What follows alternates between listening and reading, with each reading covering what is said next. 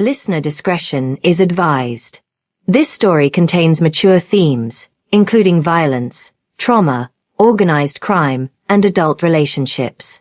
Please consider whether this content is right for you before listening. My name is Isabella Fontana, and I am telling you this story because some truths are too heavy to carry alone. This is the story of Aurora Ricci, the woman who became my heart, my salvation, and my greatest vulnerability. But to understand her, you must first understand the blood that flows between us, not by birth but by the cruel hand of fate. I never knew Aurora as a child, though our lives were already intertwined by violence long before we met. Her father, Alberto Ricci, was a good man. I know this because my mother, Rosalia Fontana, spoke of him with the kind of respect she reserved for few. He was a baker, a singer, a man who believed in honest work and family dinners around a table filled with laughter. But in our world, the world I inherited, the world that chose me before I could choose it, good men sometimes make fatal mistakes. Alberto's mistake was simple. He refused to pay the peso, the protection money that keeps businesses safe, families whole, children fed. He thought his goodness would shield him. He was wrong.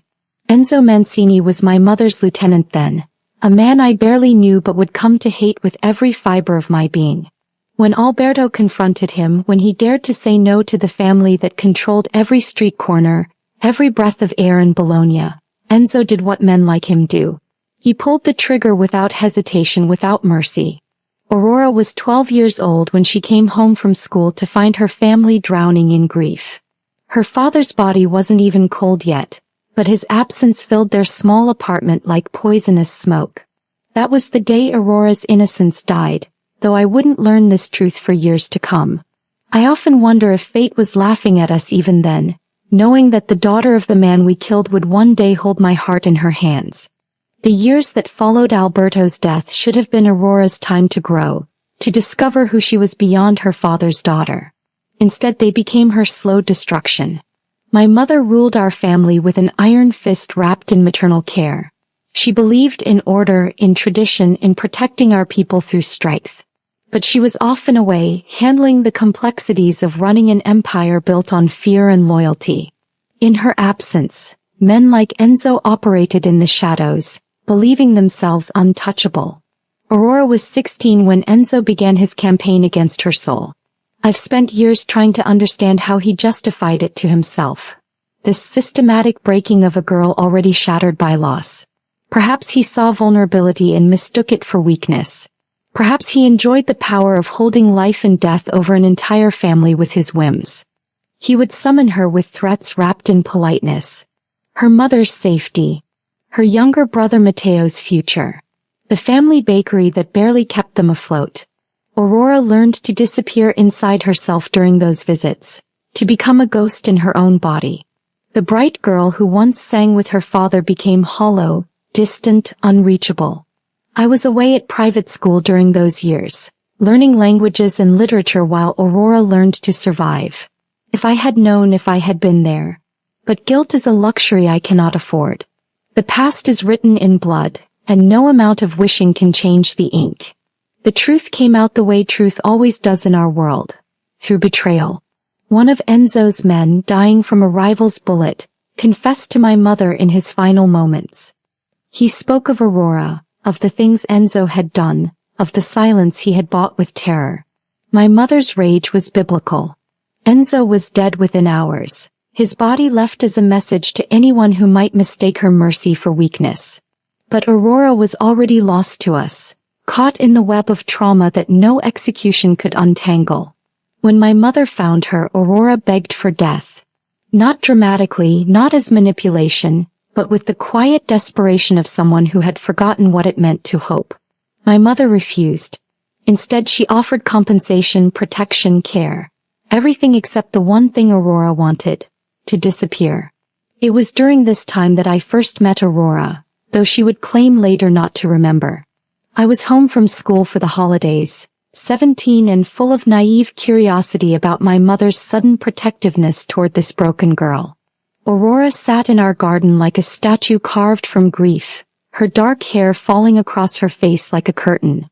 I approached her with the clumsy kindness of youth, offering conversation, attempting smiles.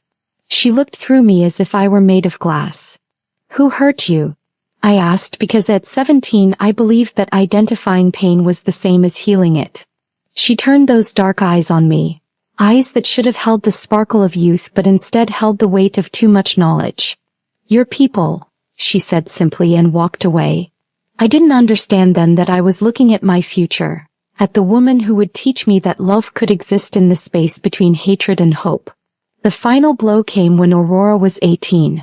Matteo, her younger brother, was caught in crossfire during a territorial dispute between our family and the Benedettis. He was 14, walking home from school with friends, when the bullets started flying. One found him, as bullets always seem to find the innocent. Aurora held his body in the street, her voice breaking as she sang the lullabies their father had taught her. The song mixed with her screams, creating a sound I have never forgotten, the sound of a soul ripping in half. She blamed us, of course. All of us.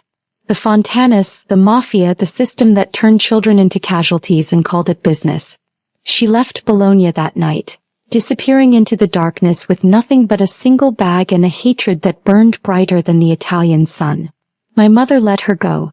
"Some birds must fly away before they can choose to return," she told me. I didn't understand what she meant until years later, when I was the one waiting for Aurora to choose. 5 years passed before I saw Aurora again. 5 years during which I learned to carry the weight of leadership, to make decisions that kept people alive and sent others to their graves. My mother died in my arms when I was 21, her final words a warning. "The crown is heavier than you imagine, Isabella. Choose your loves carefully." I became the head of the Fontana family overnight, the youngest dawn in our history. Some whispered that I was too young, too soft, too different from the men who had ruled before me. They were right about being different. I wanted to change things, to find a way to honor our traditions while leaving room for mercy. I wanted to prove that strength didn't require cruelty, that protection didn't demand brutality. But wanting change and achieving it are different beasts entirely.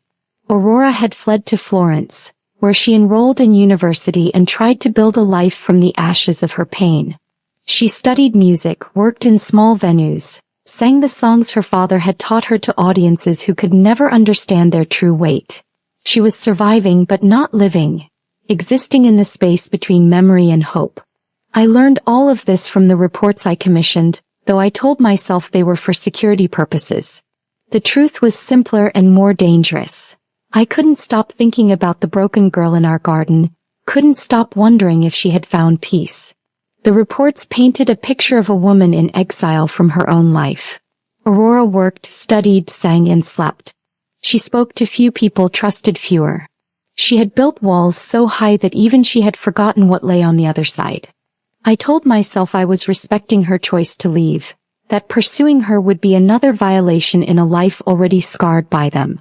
But fate, it seems, has little patience for noble intentions. I was in Florence on business, a meeting with suppliers who moved our products through Tuscany, when I saw her.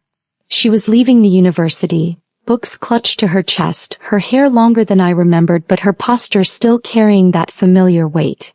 5 years fell away in an instant. I was 17 again, curious and clumsy, reaching for something I didn't understand.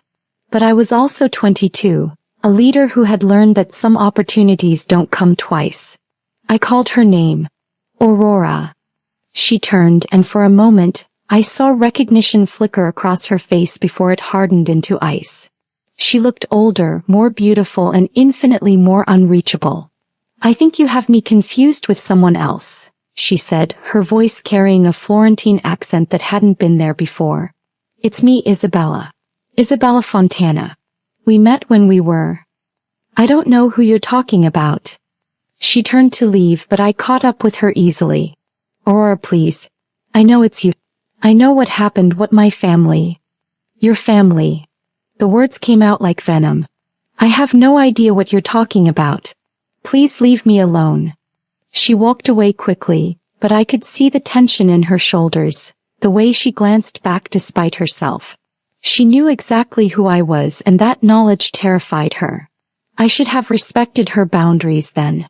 I should have walked away and let her live in peace. Instead, I did what Fontanas do. I pursued what I wanted, consequences be damned. I learned Aurora's schedule within a week. Not through force or intimidation, but through the simple act of observation. She was a creature of habit, visiting the same places at the same times, as if routine could protect her from chaos. She studied at the library on Tuesday and Thursday mornings. She worked at a small club called Il Signo every Friday and Saturday night. She bought groceries on Sunday afternoons from a market near her apartment. I told myself I was being subtle, but subtlety has never been a Fontana strength. I appeared at the library at the market outside her apartment building. Each time, Aurora's face grew colder, her movements more hurried. "You're following me," she said one Tuesday morning, cornering me between the history and literature sections of the library. "I'm trying to talk to you. I told you I don't know who you think I am, but..." "Your father's name was Alberto. He had a voice like an angel and made bread that could make grown men weep. Your brother was Matteo and he wanted to be a footballer when he grew up. You used to sing with your father while he worked, and your favorite song was Con di Partiro, because it reminded you of your grandmother." Aurora went pale, her books tumbling to the floor. "How dare you? Because I remember everything about the day we met. You were wearing a blue dress with small flowers on it, and you had a bandage on your left knee from falling off your bicycle. You told me that my people had hurt you, and you were right. We did. I did, just by being born who I am." For a moment I thought she might hit me. Her hands clenched into fists, and I saw the girl she had been warring with the woman she had become. "What do you want?" she whispered. "I want to apologize. I want to make things right. I want to know if you're okay." "I'm fine." "You're not. Neither am I. Maybe we could be fine together." She laughed, but there was no humor in it. "Together? Do you hear yourself? I'm nobody. You're..." She gestured vaguely. "You're you. This isn't some romantic story where the mafia princess falls for the broken girl and everything ends happily ever after. Isn't it?" The question hung between us like a challenge. Aurora stared at me for a long moment, and I saw something crack in her armor. Not breaking, but shifting like ice under pressure. "Stay away from me, Isabella. I won't ask again." She gathered her books and left, but I noticed she didn't run this time. Progress, I told myself, even as my heart sank. The confrontation I had been dreading came on a rainy Thursday evening. Aurora was leaving the library when the sky opened, releasing a torrent that turned the streets into rivers. I pulled up beside her in my car, rolling down the window. "Get in. I'll drive you home." "No. Aurora, you'll catch pneumonia walking in this." "I'd rather drown than get in a car with you." She kept walking, water streaming from her hair, her clothes becoming transparent in the downpour. I drove beside her at walking pace, feeling like the villain in a story I was trying to rewrite.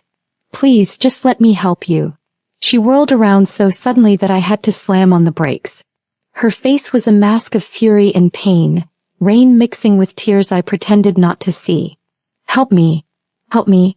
Where was your help when Enzo was destroying me piece by piece? Where was your help when my brother died in the street? Where was your help when I begged your mother to let me die?" Each word was a blade, cutting deeper than any physical wound I had ever received. I got out of the car, letting the rain soak through my expensive jacket. "I didn't know," I said quietly. "If I had known." "You would have what? Saved me? Fixed me? Made it all better with your wealth and power and family name?" "I would have killed him myself." The words came out with such conviction that Aurora actually stepped back. I meant them, I realized.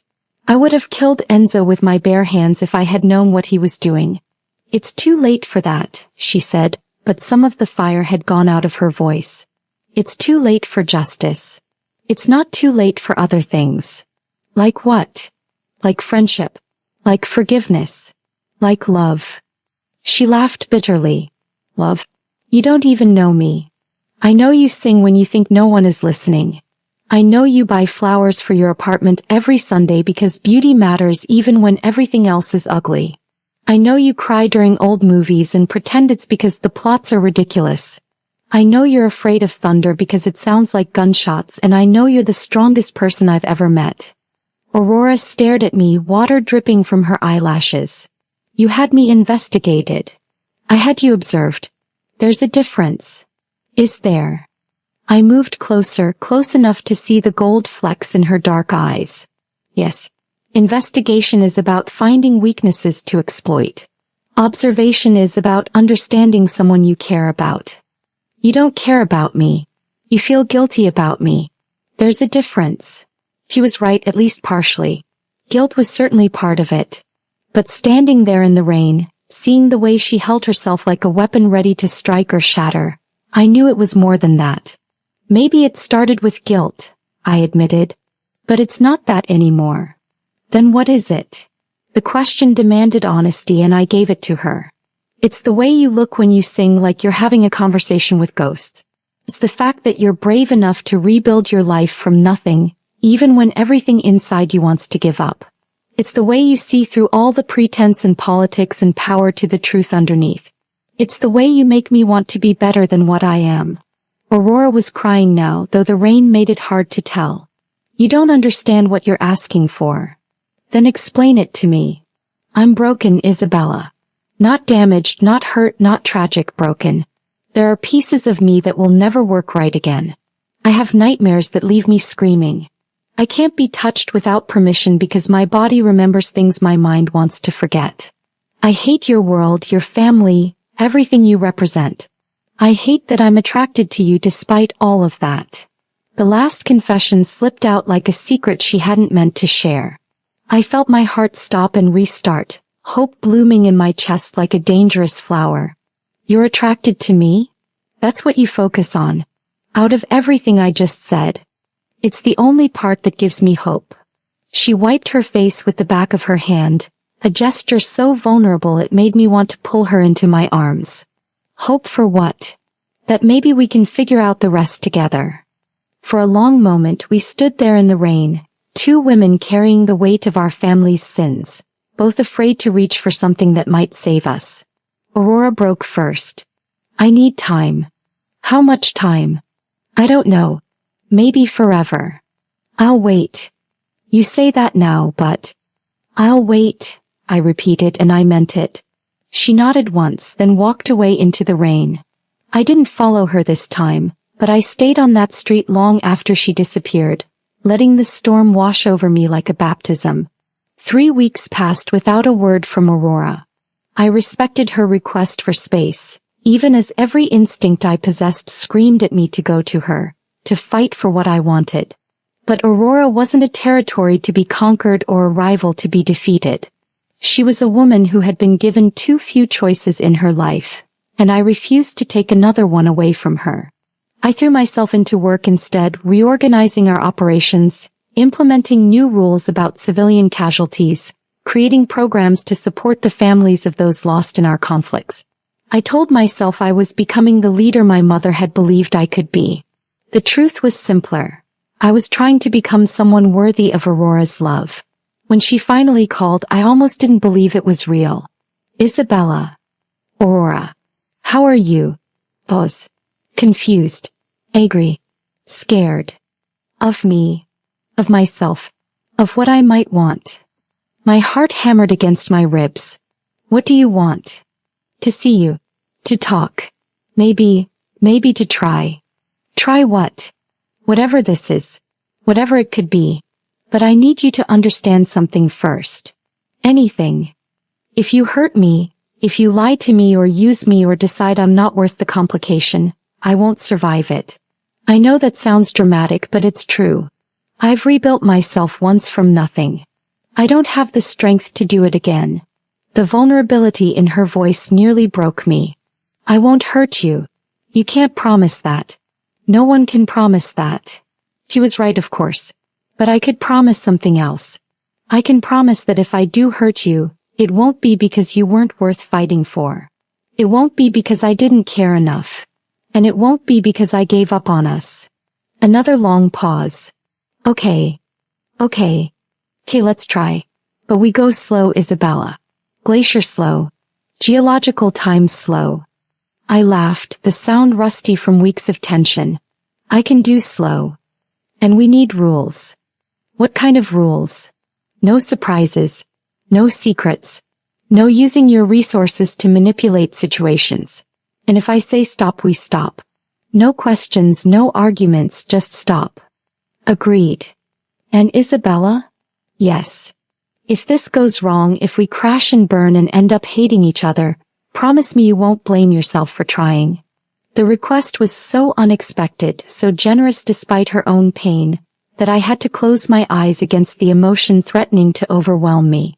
Only if you promise the same thing. Deal. Deal. So, what happens now? Now you ask me on a proper date. Somewhere public, somewhere safe, somewhere I can leave if I need to. Aurora Ricci, would you have dinner with me tomorrow night? Yes, Isabella Fontana. I would. I spent the entire next day in a state of nervous energy that my bodyguards found both amusing and concerning. I changed clothes 3 times, rehearsed conversation topics, and generally behaved like a teenager preparing for her first date rather than a crime boss who commanded respect through most of Italy. The restaurant I chose was small, intimate without being isolated, with excellent food and a reputation for discretion. I arrived early, a habit born from years of security concerns, and waited at a corner table that offered clear sightlines to all entrances. Aurora was 20 minutes late. I had begun to wonder if she had changed her mind when she appeared in the doorway, scanning the room with the wariness of someone who had learned not to trust unexpected situations. She wore a simple black dress that somehow managed to be both elegant and understated, her hair pulled back in a way that emphasized the sharp intelligence in her eyes. When she spotted me, her expression shifted from nervousness to something softer, not quite relief but recognition. "I'm sorry I'm late," she said, sliding into the chair across from me. "I changed my mind about coming approximately 17 times. What convinced you to show up?" "Curiosity. And the fact that I haven't had a proper meal in weeks." "Too busy or too nervous to eat?" "Both." She picked up the menu, using it as a shield between us. "This is strange, isn't it? Sitting here like normal people, pretending we don't have all this history between us. We don't have to pretend anything. We can be exactly who we are." She lowered the menu, studying my face. "And who are you, Isabella Fontana? Beyond the family name and the reputation, who are you?" It was a fair question and a dangerous one. Most people in my position learned early to compartmentalize, to show only the face that served their purposes. But Aurora's directness demanded honesty. "I'm someone who inherited a legacy I'm still figuring out how to carry. Someone who wants to believe that power can be used to protect instead of destroy. Someone who lies awake at night wondering if the decisions I make are justified by their outcomes or if I'm just telling myself comfortable stories about necessary evils. And personally, outside of all the existential crisis about leadership." I smiled at her phrasing. "Personally, I'm someone who reads poetry when she can't sleep, who cries at old movies but pretends it's because the acting is bad, who knows more about Renaissance art than anyone in my position has a right to, and who has been wondering for 5 years what it would feel like to hear you laugh." Something shifted in Aurora's expression, not quite trust, but a recognition that I was offering something real. "You want to hear me laugh? More than almost anything." That's a lot of pressure to put on my sense of humor. "No pressure. I have time." The dinner that followed was unlike anything I had experienced. We talked about books, about music, about her studies and my attempts to modernize ancient traditions.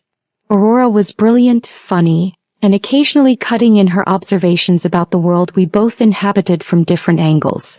She told me about her work at the club, how singing gave her a way to process emotions that felt too big for words. I told her about my struggles with the old guard in my organization, men who saw my youth and gender as weaknesses to exploit.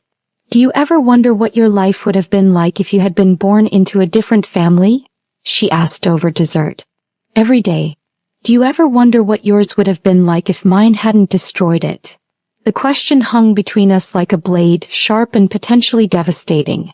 Aurora set down her spoon and considered it seriously. I used to.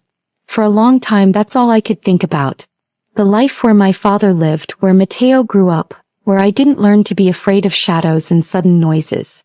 But lately I think maybe we become who we're meant to be through our experiences, not in spite of them. Maybe the person I would have been without the tragedy wouldn't be strong enough for whatever comes next. And what do you think comes next? She looked at me across the table, her eyes holding depths I was only beginning to understand. I have absolutely no idea. But for the first time in years I'm curious to find out. When I drove her home that night, the silence in the car was comfortable rather than tense. Aurora directed me through the narrow streets of her neighborhood, pointing out landmarks and small details that revealed her affection for her adopted city. This is me, she said as we pulled up outside a modest apartment building. Thank you for dinner. Whatever this was. It was a beginning, I said. At least I hope it was. She unbuckled her seatbelt but didn't immediately get out of the car. Isabella. Yes. I had a good time tonight.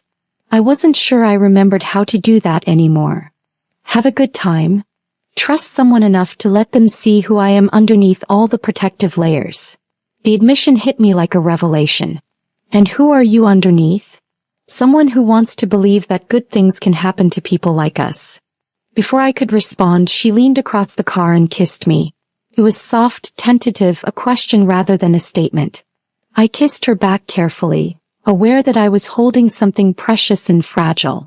When we broke apart, Aurora's cheeks were flushed. I should go inside. You should. But I don't want to. Then don't. She studied my face in the dim light from the street lamps. What are you asking? I'm asking if you want to invite me up for a drink. Nothing more, nothing you're not ready for. Just more time. I don't have much alcohol. I don't need alcohol. My apartment is small and not very impressive. I don't need impressive. I might change my mind and ask you to leave. Then I'll leave. She nodded once, decisively. Hey, come up.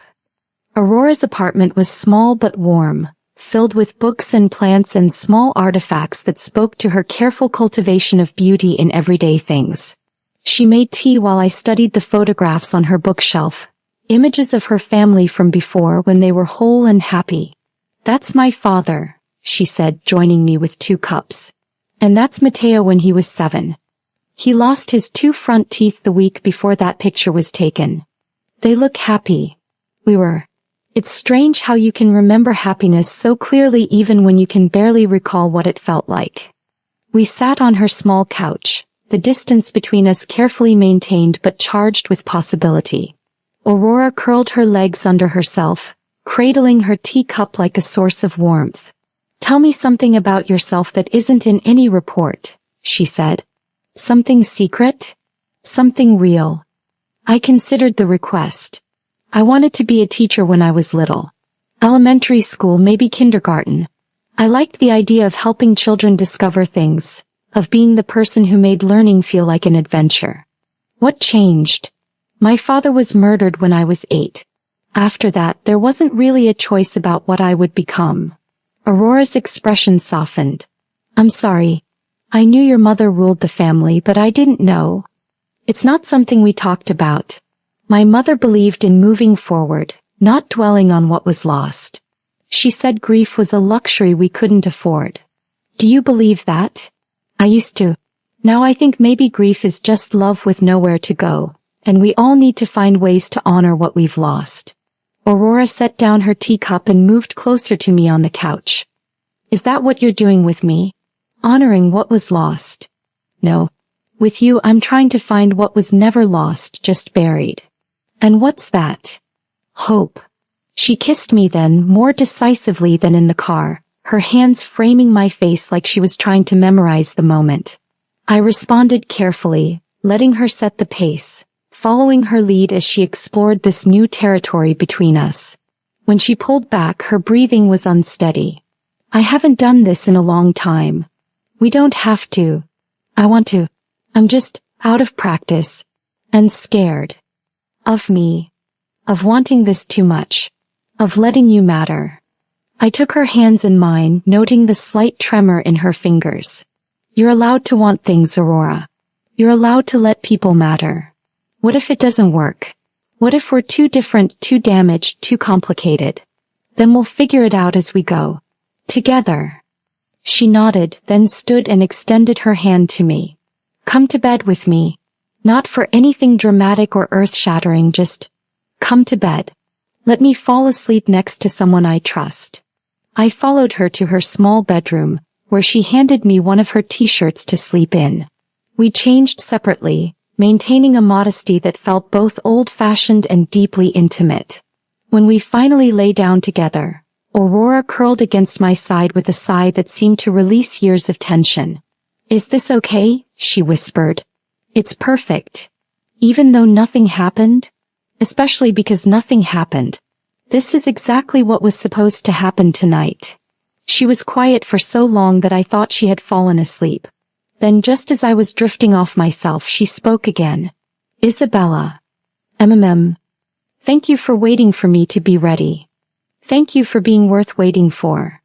I felt her smile against my shoulder, and I knew that whatever came next, this moment was worth every difficult choice that had led us here. But our peace didn't last long. Around 3 a.m, Aurora began to stir restlessly, small sounds of distress escaping her lips. I watched as her calm expression twisted into something anguished, her body tense with remembered terror. No, she whispered, then louder. Please no. I'll be good, I promise. My heart shattered as I realized I was witnessing one of her nightmares, seeing the trauma that still haunted her sleep. I wanted to wake her, to pull her from whatever hell she was reliving, but I remembered what she had said about being touched without permission. Aurora, I said softly, not touching her but making my voice a lifeline. You're safe. You're in your apartment in your bed. It's Isabella and you're safe. She woke with a gasp that was half scream, her eyes wild and unfocused. For a moment she didn't recognize me, and I saw the terror that lived beneath her careful composure. It's okay, I continued, speaking in the same calm tone. You're safe. It was just a dream. You're in control. Recognition flickered in her eyes, followed immediately by shame. I'm sorry. I should have warned you. I should have. You have nothing to apologize for. But I woke you up and I probably scared you and... Aurora. I kept my voice gentle but firm. You survived something terrible. Having nightmares doesn't make you weak or broken or anything to be ashamed of. It makes you human. She was crying now, silent tears that caught the moonlight from her window. I hate that he still has power over me. Even dead, even gone, he still controls my nights. He doesn't control anything. What you experienced changed you, but it didn't defeat you. You're still here, still fighting, still choosing to live and love and trust. That's victory, not surrender. You really believe that? I know that. You want to know how I know? She nodded, wiping her eyes with the sheet. Because the Aurora that Enzo tried to destroy would never have been brave enough to give me a chance. She would have stayed hidden, stayed safe, stayed alone. But you didn't. You risked everything tonight by letting me in, by letting yourself want something good. That's not the action of a broken woman. That's the action of a warrior who refuses to let the past dictate the future. Aurora stared at me for a long moment, then moved closer, pressing her face against my shoulder. Can you hold me? Just until I fall back asleep. I can hold you for as long as you need. I wrapped my arms around her carefully, creating a cocoon of safety and warmth. Her breathing gradually slowed, her body relaxing against mine as the adrenaline of the nightmare faded. Isabella. I'm here. I think I'm falling in love with you. The words were whispered so quietly I almost missed them. When they registered, my heart performed acrobatics that would have impressed Olympic gymnasts. I think I'm falling in love with you too. That's terrifying. The best things usually are. She fell asleep again in my arms, and this time her dreams were peaceful. I lay awake watching her, marveling at the trust she had shown me, the vulnerability she had allowed me to witness. I understood then that love wasn't just about wanting someone or even caring about them. It was about being trusted with their deepest wounds and choosing to guard them rather than exploit them. I also understood that Aurora was right to be terrified. Love in our world was a luxury that came with a price, and I was already calculating what I would be willing to pay to keep her safe. The weeks that followed our first night together were a careful dance of advancing and retreating, of building trust one conversation at a time. Aurora allowed me deeper into her life gradually, like a careful gardener tending a plant that might bloom or might die depending on the attention it received. We established routines that felt both domestic and revolutionary. I would pick her up after her late shifts at the club, driving her home through empty streets while she told me about the songs she had performed and the stories behind them. She would cook dinner for us on Sunday afternoons, teaching me family recipes her father had passed down, her hands guiding mine as I learned to fold pasta or season sauce properly. But even as we grew closer, the weight of our respective worlds pressed against us like storm clouds on the horizon. Aurora struggled with what she called the contradiction of loving you. She hated the mafia, hated everything it represented, hated the violence and fear that sustained it. Yet she was falling in love with someone who embodied all of those things, regardless of my intentions to change them. "How do I reconcile this?" she asked me one evening as we walked along the Arno River. "How do I love someone whose very existence is built on the system that destroyed my family?" It was a question I had been asking myself since our first kiss. Maybe you don't reconcile it. Maybe you just choose moment by moment which truth matters more. And what if I choose wrong? Then we figure out how to live with the consequences together. She stopped walking and turned to face me. "You make it sound simple. It's not simple. It's just necessary." Necessary for what? For us to have any chance at happiness. She studied my face in the dying light, searching for something I hoped she would find. "You really believe we can be happy? Despite everything?" I have to believe it. Without that belief, nothing else makes sense. My own struggles were different but no less complex. Running the Fontana family required a delicate balance of strength and diplomacy, of maintaining respect while implementing change. The old guard watched me constantly for signs of weakness, for evidence that my youth and my relationship with Aurora were making me soft. They weren't entirely wrong. Aurora was changing me, making me question decisions I would have made without hesitation before. When conflicts arose with rival families, I found myself looking for solutions that minimized civilian casualties, that protected the innocent even when it meant accepting less favorable terms. "You're going to get us all killed with this bleeding heart approach," my underboss, Franco Alberti, warned me after I refused to authorize a hit that might have endangered a school nearby. "The Benedettis already think you're weak. Show them mercy and they'll see it as an invitation to attack." "Let them attack," I replied. "We'll respond with overwhelming force. But we won't become the kind of family that considers children acceptable casualties." "Your mother would have authorized the hit." "My mother ruled in a different time. The world has changed, Franco. We change with it or we become extinct." But privately I wondered if he was right. Was my love for Aurora making me weak? Was my desire to become someone worthy of her affection compromising my ability to protect the people who depended on me? The answer came sooner than I expected, in the form of a coordinated attack by the Benedetti and Torino families. They had apparently decided that my softness made me vulnerable, that now was the time to challenge Fontana dominance in Bologna. The first strike came at dawn on a Tuesday morning. 3 of our safe houses were hit simultaneously, catching us completely off guard. We lost 6 men in the initial assault, good soldiers who died because I had been focused on romance instead of strategy. I was in Florence with Aurora when the call came through. We had spent the night at her apartment, and I was making breakfast while she graded papers for a music theory class she was teaching. The domestic normalcy of the moment made the news even more jarring. "Isabella." Franco's voice was tight with barely controlled panic. "We have a situation." "How bad?" "Bad enough that you need to be here. Now." I looked at Aurora, who was watching me with growing concern. She knew my business face from my personal one, could read the shift in my posture that meant violence was coming. I have to go, I told her after hanging up. What happened? Business. Family business. The dangerous kind? I could have lied, could have minimized the threat to keep her from worrying. Instead, I gave her the honesty she deserved. Yes, the very dangerous kind. She nodded, setting down her coffee cup with hands that only trembled slightly. How long will you be gone? I don't know. Will you? She paused, seeming to struggle with the words. Will you come back? The question broke my heart. I moved to where she sat and knelt beside her chair, taking her hands in mine. I will come back to you. I promise. You can't promise that.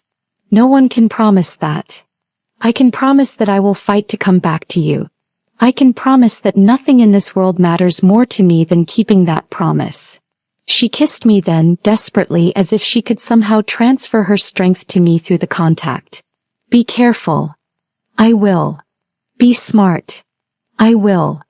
Be ruthless if you have to be. That last instruction surprised me.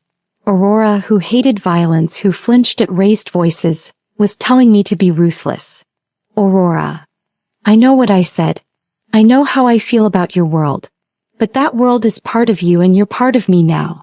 If being ruthless keeps you alive, if it brings you back to me, then be ruthless. I drove back to Bologna with her words echoing in my mind, feeling the weight of what she had given me. Permission to be who I needed to be in order to survive. The war that followed lasted 3 weeks and tested every principle I had tried to maintain as a leader. The Benedettis and Torinos had underestimated our strength, but they had correctly identified a weakness. My reluctance to embrace the most brutal aspects of our business.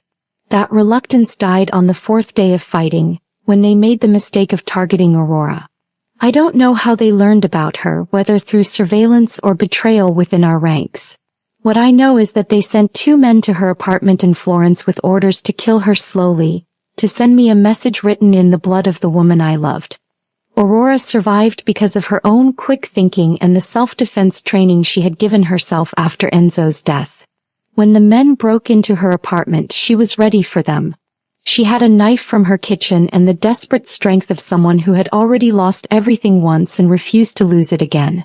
She killed the first man with a single thrust to the heart, moving faster than fear could paralyze her. The second man was larger, stronger, but Aurora had something he didn't. Nothing left to lose. She fought like a woman possessed, using every dirty trick, every advantage she could find. When my men arrived, I had posted guards on her building the moment the war began. They found Aurora standing over 2 corpses, covered in blood, shaking like a leaf but alive. I protected myself, she told me when I reached her an hour later. I protected us. She was in shock, speaking in short sentences that didn't quite connect. I gathered her in my arms, feeling her whole body trembling against mine. You did perfect, I whispered. You did exactly what you had to do. I killed them. They came to kill you. You survived. That's all that matters. Is it? Is that really all that matters? I understood what she was asking. She wanted to know if taking a life, even in self-defense, changed who she was. If violence was contagious, if she would become like the people who had hurt her. You're still you, I told her. You're still good, still pure, still everything I fell in love with. What you did tonight doesn't change that. It proves it. How? Because you fought to live. Because you refused to let them win. Because you knew that your life matters, that what we have together matters enough to fight for. The attack on Aurora transformed me completely. Whatever mercy I had been inclined to show, whatever restraint I had maintained, evaporated in the face of their attempt to murder the woman I loved. I became the leader my family needed.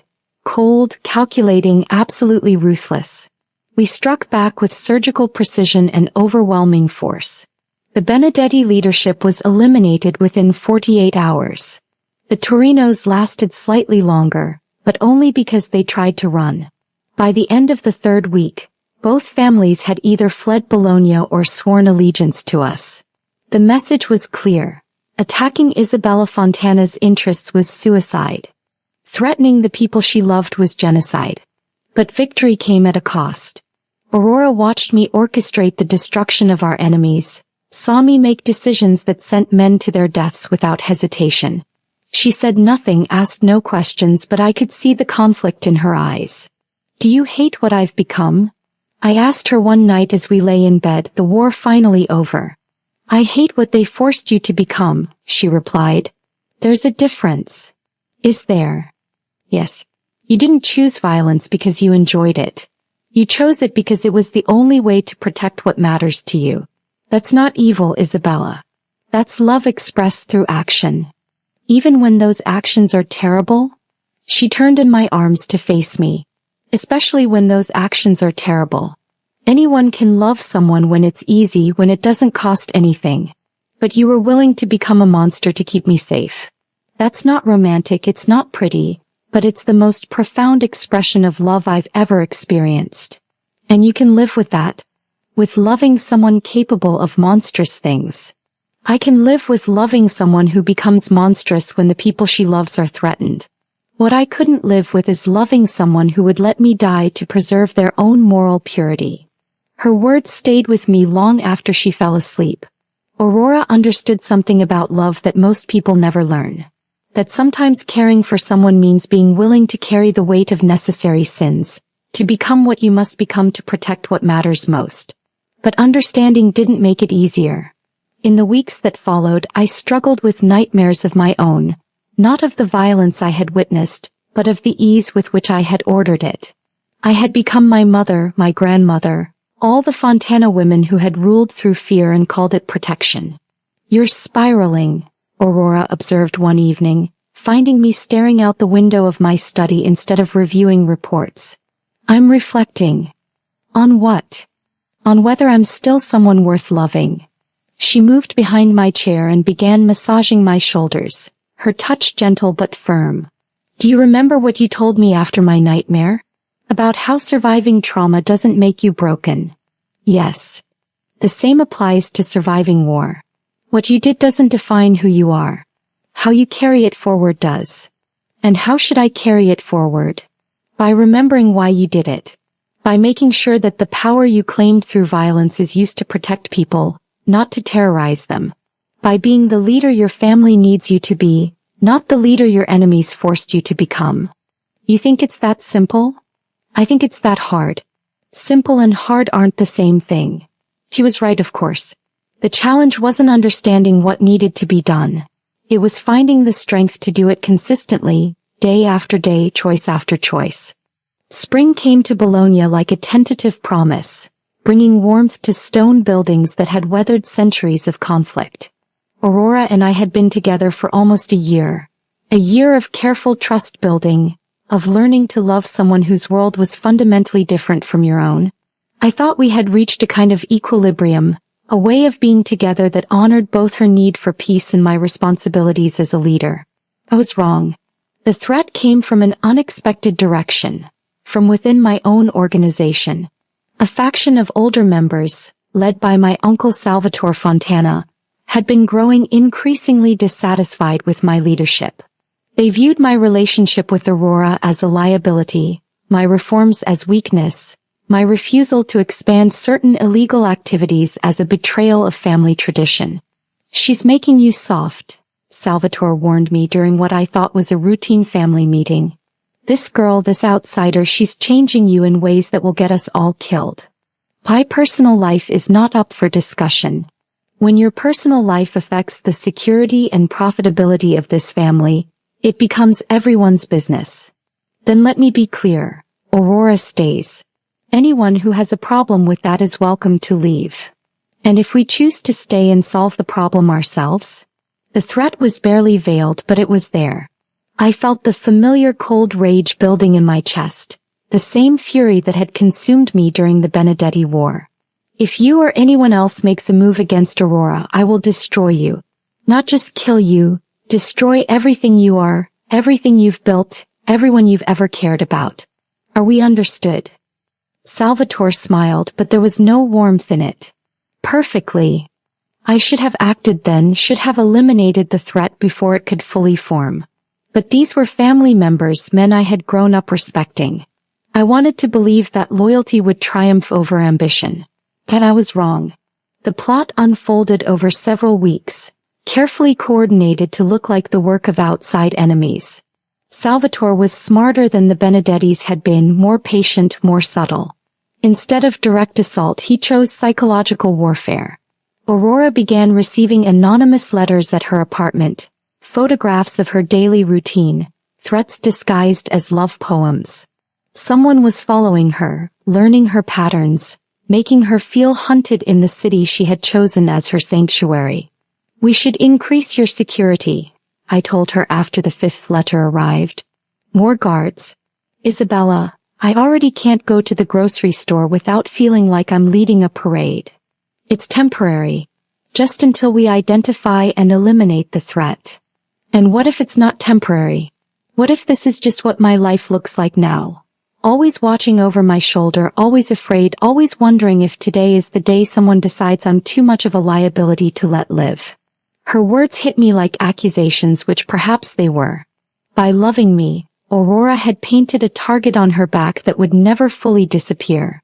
She would always be vulnerable because she was my weakness, always in danger because she mattered to me. Maybe.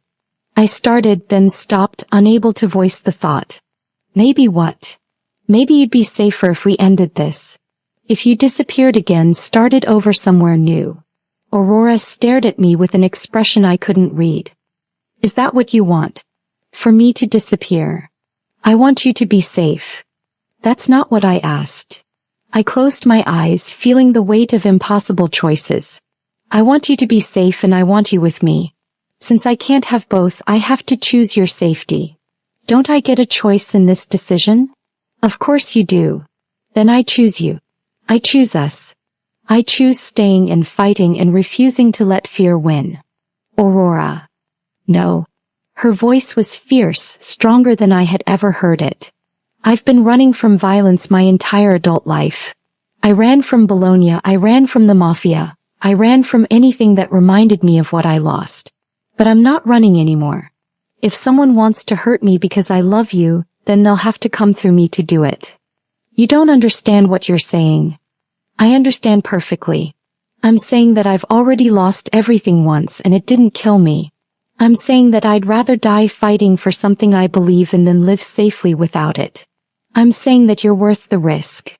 Before I could respond, my phone rang. Franco's voice was tight with urgency. "Isabel, we have a problem.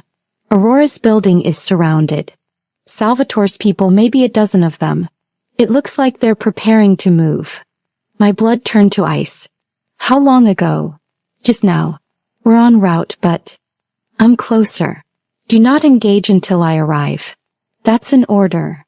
I hung up and turned to Aurora, who was watching me with understanding dawning in her eyes. "They're here, aren't they?" "Yes." "Your uncle?" "Yes." She nodded once, then moved to her bedroom. When she returned, she was carrying the gun I had given her months ago, the one she had claimed she would never use. "What are you doing?" "What you taught me to do.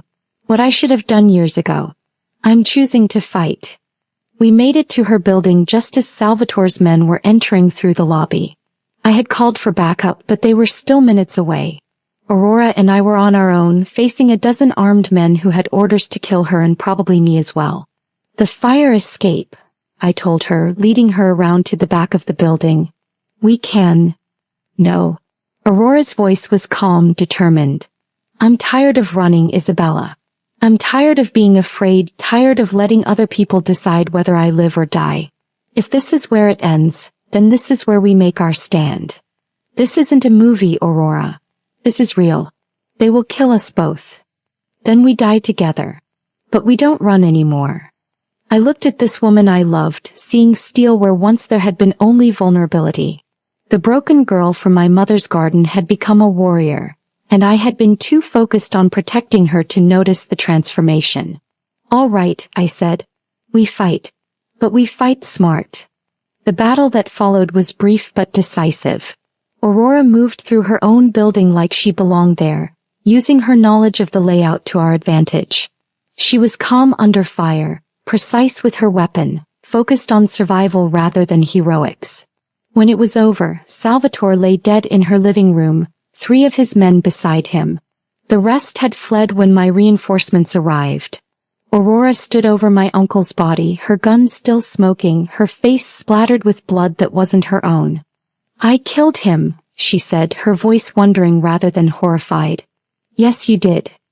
He was your family. He stopped being my family the moment he threatened you." She looked at me then and I saw something new in her eyes. Not innocence lost, that had happened years ago. This was different. This was innocence transformed into something harder, more purposeful. What happens now? Now we clean up this mess. Now we send a message to anyone else who might think you're a weakness they can exploit. Now we show them that you're not my vulnerability, you're my strength. Am I? You saved both our lives tonight. You stood your ground when you could have run. You chose love over safety, commitment over comfort. If that's not strength, I don't know what is. Aurora nodded, then moved into my arms. She was shaking now, the adrenaline wearing off, but she didn't cry. She held me tightly and I held her back, both of us alive, both of us changed by what we had survived together. "I love you," she whispered against my shoulder. "I love you too. Even now. Even after seeing what I'm capable of. Especially now. Especially after seeing who you really are when everything else is stripped away." "And who am I?" "You're the woman who chose to stand and fight rather than run and hide. You're the woman who looked death in the face and refused to blink. You're the woman who killed to protect what we have together. You're mine, Aurora, and I'm yours, and nothing else matters." She pulled back to look at me, her eyes bright with unshed tears. "You know there's no going back from this, right? After tonight, I'm part of your world completely. No more pretending I'm separate from it. Is that what you want? It's what I am. It's what I chose the moment I decided to stay and fight instead of run and hide. I'm not the victim anymore, Isabella. I'm your partner. Your equal. Your queen." The words sent shivers through me, not of fear but of recognition. He was right. The woman standing before me, bloodied but unbowed, was no longer the broken girl who had begged for death. She was something new, something forged by trauma and tempered by love. "Pie Queen," I repeated, tasting the words. "Your songbird," she corrected, smiling for the first time since the violence began. "The one who learned to sing of love instead of just loss."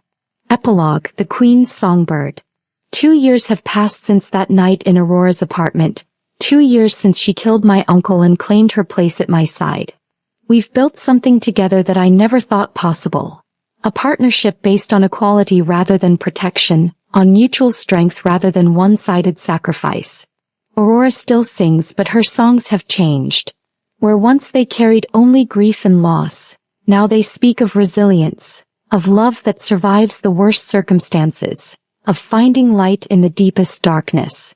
She performs at private gatherings for our family, her voice weaving stories that remind us all why we fight, what we protect, who we serve. She's become more than my lover, more than my partner. She's become my conscience, my strategist, my most trusted advisor.